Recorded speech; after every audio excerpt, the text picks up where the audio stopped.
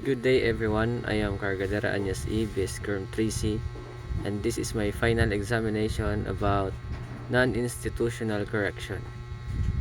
First is the Section 4, Grant of Probation. Subject to the provisions of this decree, that court may, after it shall have convicted and sentenced a defendant and upon application, at any time of said defendant, suspend the execution of said sentence and place the defendant on probation for such period and upon such terms and condition as it may deem best. Probation may be granted whether the sentence imposes a term of imprisonment or a fine only, and application for probation shall be filed with the trial court with notice to the appellate court if an appeal has been taken from the sentence of conviction. The filing of the application shall be deemed a waiver of the right to appeal, or the automatic withdrawal of a pending appeal. An order granting or denying probation shall not be appealable. Next one is Section 5, Post-Sentence Investigation.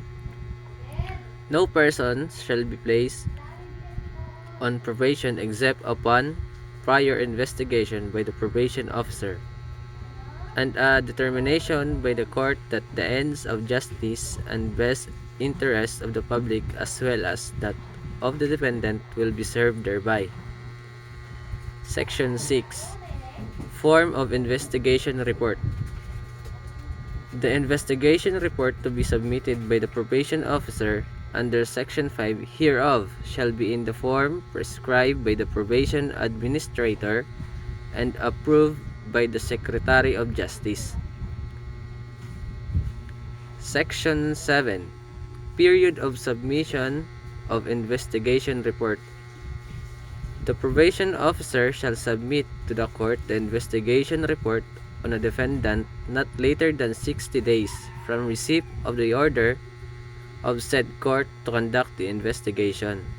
The court shall resolve the petition for probation not later than 5 days after receipt of said report.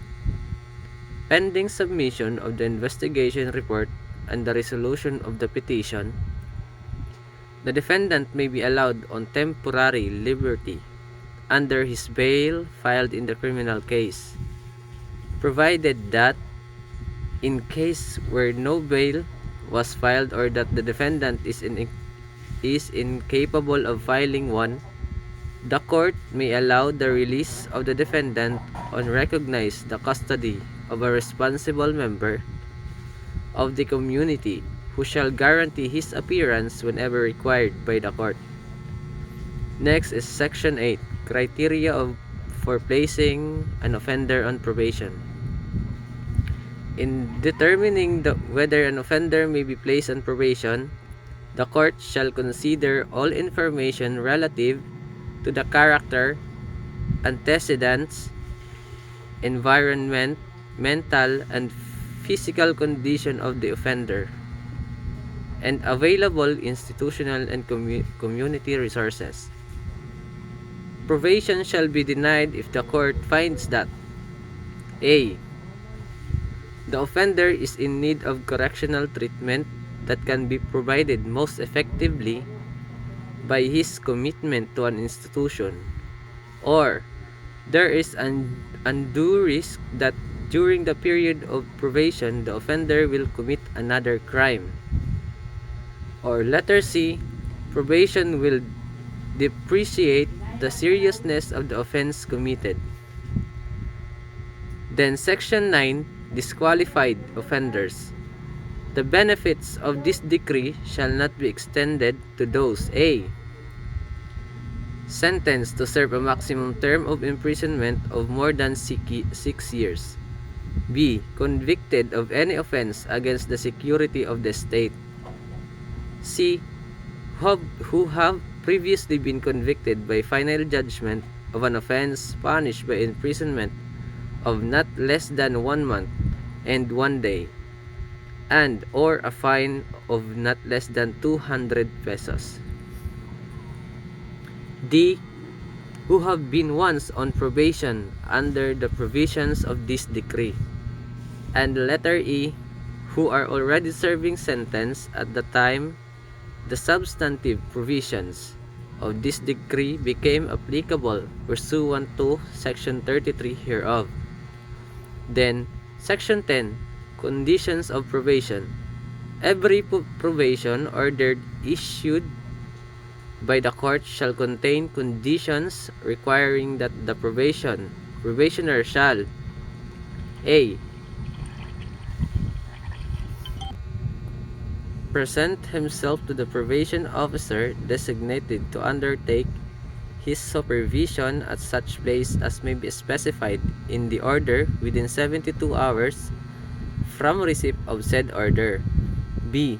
Report to the probation officer at least once a month at such time and place as specified by said officer. The court may also require the probationer to, letter A, cooperate with a program of supervision. B. Meet his family responsibilities. C. Devote himself to a specific employment and not to change said employment without the prior written approval of the probation officer. D. Undergo medical, psychological, or psychiatric examination and treatment, and enter and remain in a specified institution when required for that purpose. Letter E. Pursue a prescribed secular study or vocational training. F. Attend or reside in a facility established for instruction, recreation, or residence of persons on probation. Letter G. Refrain from visiting houses of ill repute. H. Abstain from drinking intoxicating beverages to excess. I. Permit the probation officer on an authorized social worker to visit his home and place or work. J. Reside at premises approved by it and not to change his residence without its prior written approval. Or letter K. Satisfy any other condition related to the rehabilitation of the defendant and not unduly restrictive of his liberty or incompatible with his freedom or conscience. Then Section 11, Effectivity of Probation Order.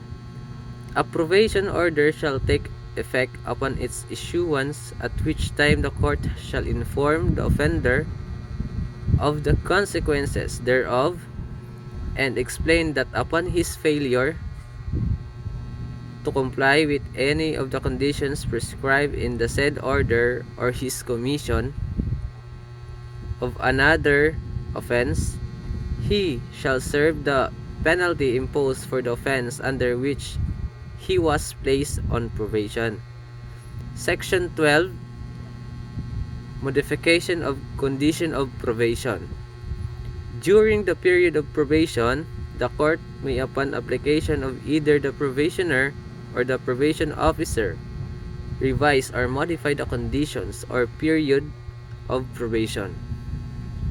The court shall notify either the probationer or the probation officer of the filing such an application so as to give both parties an opportunity to be heard thereon. The court shall inform in writing the probation officer and the probationer of any change in the period or condition of probation. Then lastly, Section 13, Control and Supervision of Probationer. The probationer and his probation program shall be under the control of the court who place him on probation, subject to actual supervision and visitation of a probation officer. Whenever a probationer is permitted to reside in a place under the jurisdiction of another court, control over him shall be transferred to the executive judge of the court of first instance of that place. And in such a case, a copy of the probationer order the investigation report, and other pertinent records.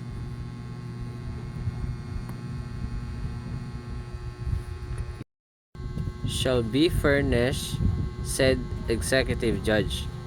Thereafter, the executive judge, to whom jurisdiction over the probationer is transferred, shall have the power with respect to him that was previously possessed by the court which granted the probation. And that would be all. Thank you for watching and listening.